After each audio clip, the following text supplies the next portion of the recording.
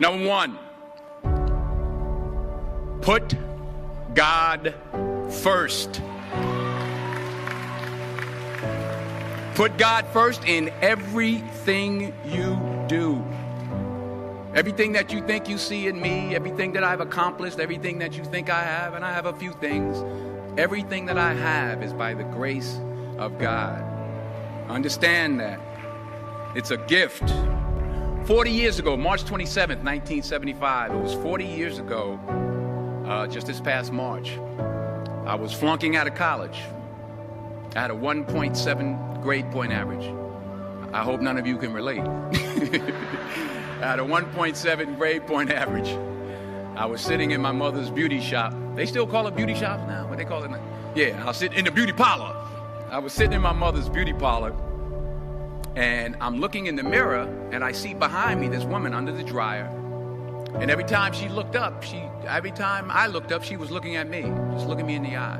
And I didn't know who she was, and I said, she said, somebody give me a pen, give me a pencil, I have a prophecy. March 27, 1975, she said, boy, you are going to travel the world and speak to millions of people. Now, mind you, I was flunked out of college. I'm thinking about joining the Army. I didn't know what I was going to do, and she's telling me I'm going to travel the world and speak to millions of people. Well, I have traveled the world, and I have spoke to millions of people. But that's not the most important thing, the success that I had. The most important thing is that what she taught me and what she told me that day has stayed with me since. I've been protected. I've been directed. I've been corrected. I've kept God in my life, and it's kept me humble. I didn't always stick with him, but he always stuck with me. So stick with him in everything you do. If you think you want to do what you think I've done, then do what I've done and stick with God. Number two, fail big. That's right. Fail big. Today's the beginning of the rest of your life, and it can be very frightening. It's a new world out there. It's a mean world out there, and you only live once. So do what you feel passionate about. Take chances professionally. Don't be afraid to fail. There's an old IQ test, was 9 dots, and you had to draw 5 lines with a pencil within these 9 dots without lifting the pencil. The only way to do it was to go outside the box. So don't be afraid to go outside the box.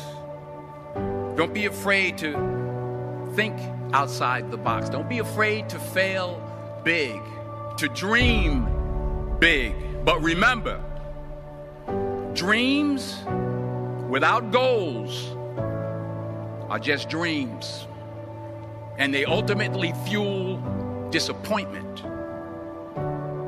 So have dreams, but have goals. Life goals, yearly goals, monthly goals, daily goals. I try to give myself a goal every day. Sometimes it's just to not curse somebody out. Simple goals, but have goals. And understand that to achieve these goals, you must apply discipline and consistency. In order to achieve your goals, you must apply discipline, which you've already done, and consistency every day, not just on Tuesday and miss a few days. You have to work at it every day. You have to plan every day. You've heard the saying, we don't plan to fail, we fail to plan. Hard work works. Working really hard is what successful people do.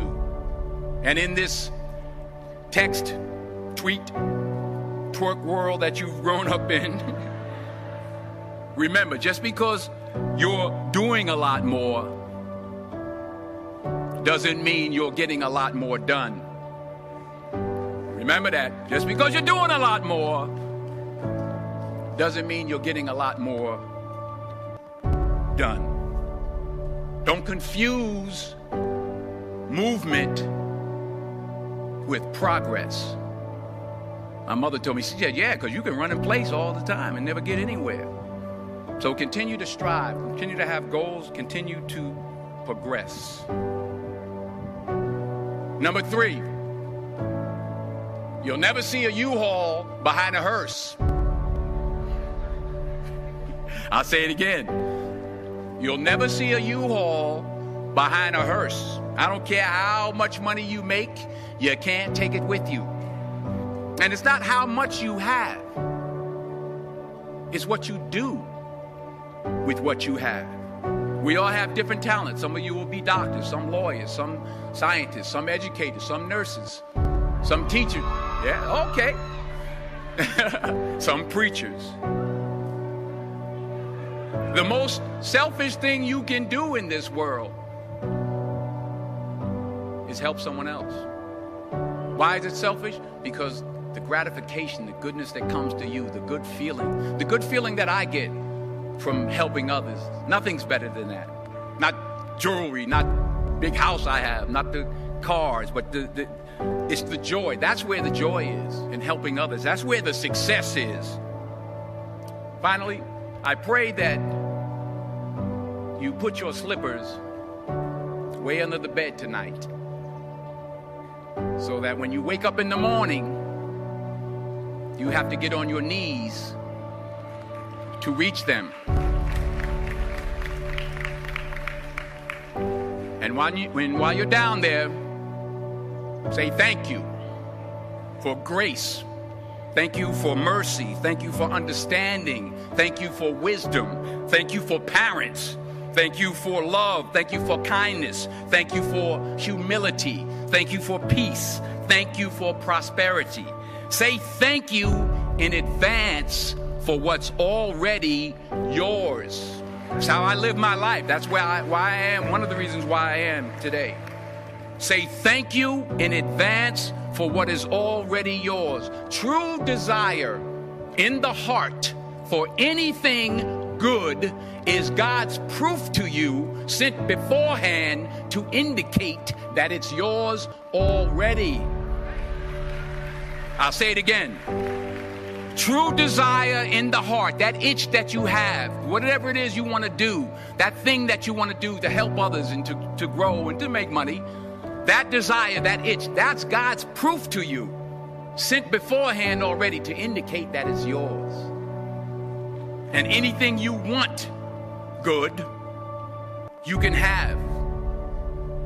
So claim it. Work hard to get it. When you get it, reach back. Pull someone else up. Each one, teach one. Don't just aspire to make a living. Aspire to make a difference.